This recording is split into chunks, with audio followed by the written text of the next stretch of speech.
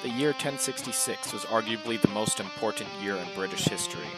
Our story begins when the English king Edward the Confessor died without a direct heir on January 5th, 1066. After some politicking, Harold Godwinson, the Saxon Earl of Essex, became King of England, but Duke William of Normandy and Harold Hardrada, the King of Norway, both also had claims to the throne. Fearing a Norman invasion, Harold Godwinson marched his troops down to the south of England.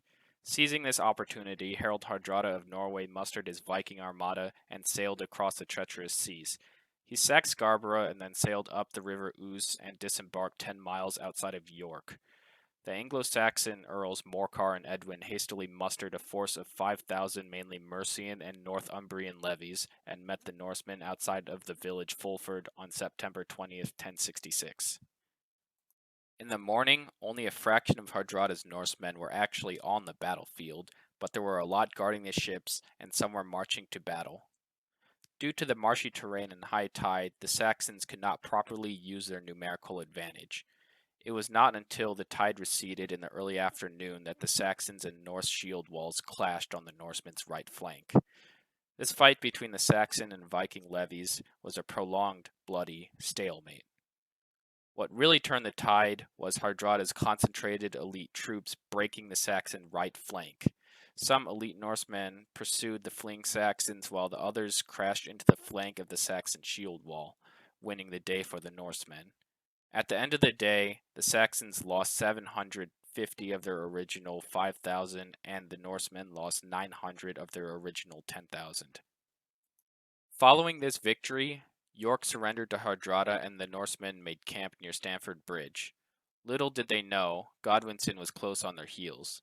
In just 4 days, the Saxon king force marched his army 190 miles and saw Hardrada's camp across Stamford Bridge on the 25th of September, 1066. Hardrada was woefully unprepared for this, as he was waiting to collect hostages from York to ensure the city's loyalty. Godwinson caught Hardrada completely by surprise. Only a fraction of the Norse force was actually in the camp, while the others were guarding the ships that were still moored in the Ouse River. Most importantly, much of the Norsemen left their armor on these ships. Godwinson's army of 15,000 strong advanced, to be initially faced by a small contingent of Norsemen who were attempting to buy time. As the first Norse guards of this bridge were overwhelmed, Hardrada unleashed his secret weapon to hold Stamford Bridge, a single berserker with a great two-handed Dane axe. According to the Anglo-Saxon Chronicle, this single berserker was able to hold the bridge for hours and killed around 40 Saxons before 4 men floated on a raft and fatally stabbed him from below in the groin. The time bought by this berserker's sacrifice enabled the Norsemen to form battle lines, but they still lacked their much-needed armor. Godwinson followed up on these costly gains by deploying his army on the other side of the bridge. Even though the Saxons were absolutely exhausted from marching 190 miles in 4 days, they were fully equipped for battle. Outnumbered and ill-equipped, the Norsemen fought with grim determination, but the armor that the Saxons had gave them the upper hand, and the Norse shield wall began to crack. The situation only got worse for the Norsemen when Hardrada was killed in battle, and his brother was also killed soon after. Morale was very low, but that was when the Norsemen guarding the boats came to the battlefield. But alas, they proved too little too late. When it was clear that the Saxons won the field, there were heavy casualties on both sides, as 5,000 of the original 15,000 Saxons lay dead, and 8,000 of the original 9,000 Norsemen lay dead. Among the few Norse survivors was Hardrada's youngest son, Olaf.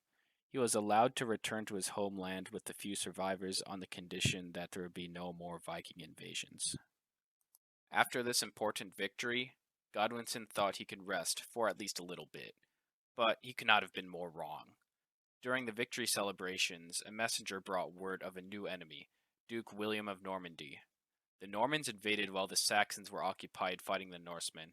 The Saxon king immediately ceased all victory celebrations and marched the 190 miles back, gathering local troops on his way.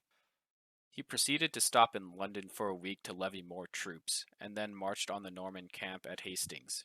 Godwinson's army was made up of entirely infantry, composed of a few elite huscarls and many local levies known as Fyrd, spelled Fyrd. But William's army was composed of a mix of levies, archers, and mounted knights. On October 14th, 1066, Godwinson set up his army in a shield wall on a very defensible hill that was flanked by forests near the village of Hastings, and Duke William came to meet him in battle. William made the first move and sent his archers to try to soften up the shield wall with little to no effect. After the initial skirmish, William sent his infantry to try to break through both of the Saxon flanks, but the shield wall held. William even sent his mounted knights to charge the center of the Saxon shield wall, but it still held fast. The battle was turning in the Saxons' favor until the Norman left flank either broke or tactically withdrew. The undisciplined Saxon Fyrd was overtaken by a bloodlust and pursued the fleeing Norman infantry against the king's orders. In doing this, they broke formation, got isolated, surrounded, and crushed by a hammer and anvil performed by the Norman infantry and mounted knights. The Norman mounted knights exploited this newly created gap and collapsed on the right flank of the Saxon shield wall. Later that day, Godwinson's two brothers were killed in combat, and Godwinson himself was shot in the eye with an arrow. Now leaderless, the Saxon army was in a mass rout, and William of Normandy not only claimed the battlefield of Hastings, but the English crown as well. These monumental battles of 1066 are significant for a few very important reasons. The defeat of the Norsemen at Stamford Bridge marked the end of the 3-century-long Viking era. William's victory at Hastings proved the effectiveness of combined arms tactics and marked the end of 500 years of Anglo-Saxon rule of Britain. Norman conquest of England ensured that England would be closer linked to continental Europe and diminish the importance of Scandinavian influences, and William's coronation marked the beginning of a new Norman dynasty that will rule for 97 years after the Battle of Hastings.